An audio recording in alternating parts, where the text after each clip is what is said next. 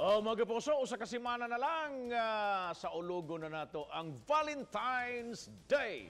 O sa mga dunay plano mag-date o baka mag-family bonding, ani ay lugar nga haum kaayo alang kaninyo.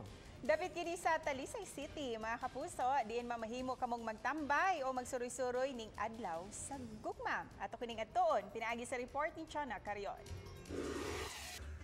Perfect place ang Talilsay Park kanhimutang sa barangay Poblasyon nga suruyan alang sa gamay lang ug budget.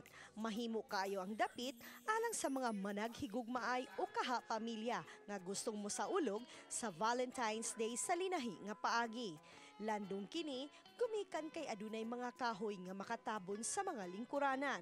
Pwede usab kamong magpiknik dinhi ubos sa kondisyon nga hipuson og tarong ang inyong mga basura.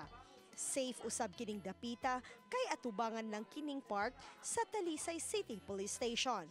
Uban ni Marlon Melgaso, Chana Carrion, Balitang Bisdak.